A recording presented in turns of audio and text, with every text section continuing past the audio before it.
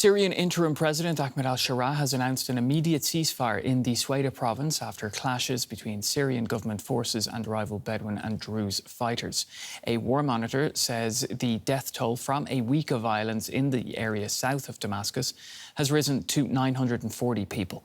Tens of thousands of people have been displaced. For a week, blood and death have shrouded the southern city of Sweida.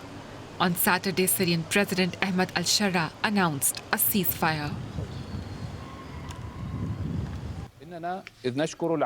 We thank the tribes for their heroic position, but we call on them to fully commit to ceasing fire and complying with state orders.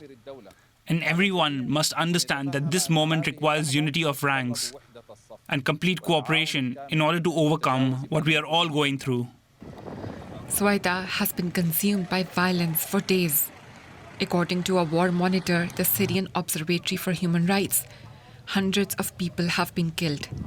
The violence in Sweida was triggered with attacks and kidnappings involving Sunni Muslim Bedouin tribes and armed groups from the Druze religious minority.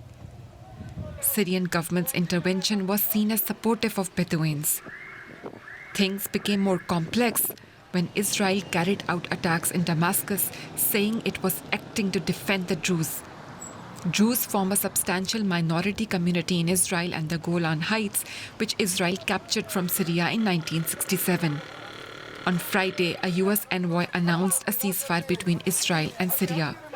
The Syrian leader has accused Israel of destabilizing his country and says Syria can protect its minorities. The Syrian state is committed to protecting all minorities and holding all violators of ceasefire accountable. For now, people who have lost their loved ones in violence are waiting to see if his words can stop the bloodshed. Well, let's go to Beirut now, where I'm joined by DW correspondent Aya Ibrahim. Aya, great to see you. So there are reports of clashes in Sweida despite the ceasefire announcement. What more can you tell us? Well, the situation on the ground, Pablo, is pretty obscure right now. As it is hoped that the ceasefire would take hold, we've heard from leaders of Bedouin groups that they do welcome the ceasefire and that they are willing to cooperate with government forces to make sure that it is enforced and that it does indeed take hold.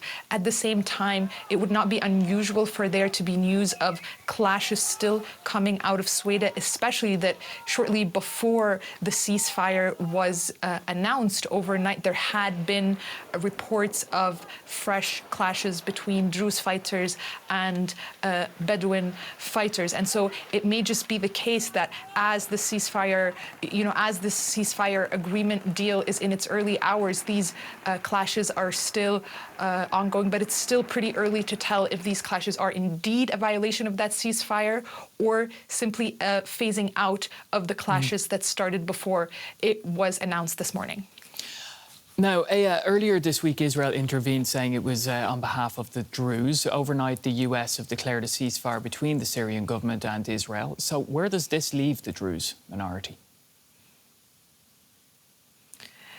Just to give our viewers a little bit of context, the Druze has been a term that has, perhaps quite understandably been thrown out as we try to explain the story. But it's important to note that there isn't a unified Druze leadership even within Sweida province, and they certainly do not have any kind of consensus about Israel's role, what role Israel should play in this conflict. There have been Druze leaders that have welcomed and indeed asked for Israeli intervention, saying that it would be for their protection and their benefit. But there have also been Druze spiritual leaders that have had pretty much quite the opposite opinion and have signaled their willingness to work with the government forces and to treat this as a internal domestic security issues. And so as the ceasefire develops, as we observe whether or not it takes hold, there's going to be a lot of internal discussions, I'm sure, within the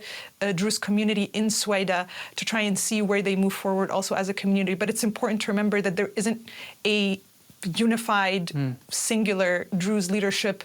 The Druze are spread across the region. They don't have a unified leadership across the region, and they also don't have a unified leadership even within this one province in Syria. And they do disagree on the intervention of Israel within this conflict. What about the Syrian president, al-Sharaa? Does what we've seen in the past several days essentially lay bare the challenges that he faces? Certainly, and the enforcement of the ceasefire, which was announced by the Syrian presidency just this morning, is a test for the extent to which Ahmed al-Sharaa is, in fact, indeed in charge of the country, which has, to remind our viewers, in December gone through a massive political upheaval with the collapse of the Assad regime, with that bringing the end of decades long of the Assad dynasty rule, in which they ruled with an iron fist, in which they played minorities against each other, in which armed conflict between Syria's different groups was part of, at the very least, the last decade or so. And as this new transitional government, we should always emphasize it's a transitional government, is trying to consolidate power, something like that ceasefire agreement will indeed show to what extent they are in charge and truly in power in a place like Syria. Great to have your insights, Aya. DW correspondent Aya Ibrahim joining us from the Lebanese capital, Beirut. All right, well, for further analysis on Syria, we're joined now by Dareen Khalifa, Senior Advisor at the International Crisis Group in Cambridge, Massachusetts. Great to have you on the show. Let's start with the ceasefire announcement, because President al-Sharaa, or Interim President al-Sharaa, has called on all local tribes and parties to lay down their weapons. Now, we're hearing, though, that fighting still continues in Sweida. What will it take to bring the local Druze and Bedouin forces to lay down arms? That's an excellent question. I don't think a presidential announcement in and of itself is going to put an end to the violence. However, it is an important starting point here. The president came out very strongly asking everyone to lay down arms and to abide by the ceasefire. However, this episode of violence left this very fragile transition in a much worse place than where we were a week ago. It brought to the surface a lot of the boiling sectarian and geopolitical tensions that are really impacting the trajectory of the transition. So there are structural problems that need to be addressed by Damascus at this point, including finding more permanent security solutions to chunks of the country that remain out of their control. And that we still have not yet seen a clear plan by Damascus to how they are planning to address these problems. So I want to jump in there, actually, because with regards to the issue of security, because the interim president also said in his statement that all violators would be held accountable. So what's your take on al-Sharaa's words there? Yeah, I think it's very important to see a level of accountability that has yet to manifest in this transition. We've seen last March that there were mass violations conducted against minority Alawite communities, in which that left hundreds of civilians killed in the coastal parts of Syria. There was an investigation, or there is an investigation into these crimes, but the results of the investigations have not yet been made public.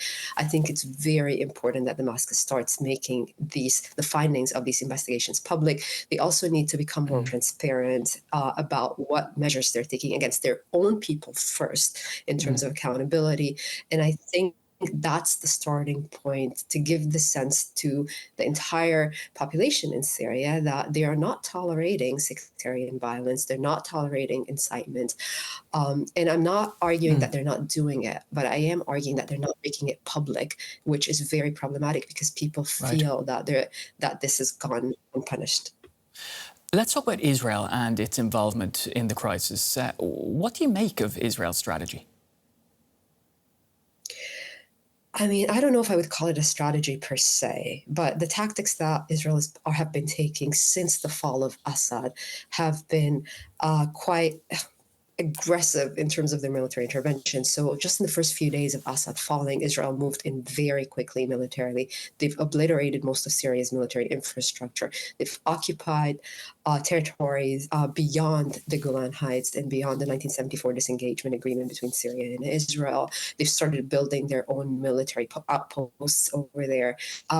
Initially, they said these are all temporary measures in order to maintain Israel's security or to address their perceived security concerns. But fast forward 7 months later, it's becoming increasingly clear that these measures are anything but temporary. So, and they've also been striking in the heart of Damascus, not just last week, but even before. They struck near the presidential palace. And, what Israel is arguing is that they're concerned about a weak central state in Syria in which jihadist groups, Iranian militias are running around constituting a threat to Israel. But what they're doing is indirectly contributing to weakening the state and weakening the authority and influence of Damascus in ways that are dangerous, not just for Israel, but for the entire region. Dareen, can you shed some light on how the Druze minority has viewed the events of the past few days? Now, unfortunately, we only have about 45 seconds left. Right. The sectarian violence in Syria, not just between Druze and Sunnis, they're very prevalent. The problem here, there's several problems, obviously, but the Israeli intervention put a target on an entire community, portraying them as one that is leaning on foreign intervention and leaning on protection from a hostile is incredibly worrying to me as an outsider observing this, because it puts a target on them. And I think that that structural problem needs to be addressed.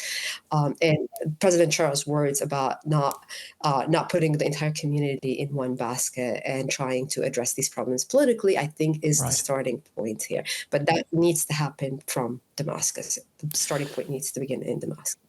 Dareen, we're going to have to leave it there. I have about another 15 or 20 questions I could ask you, but unfortunately we don't have time. Great to have your insights and your analysis today. Dareen Khalifa from the International Crisis Group joining us from Massachusetts.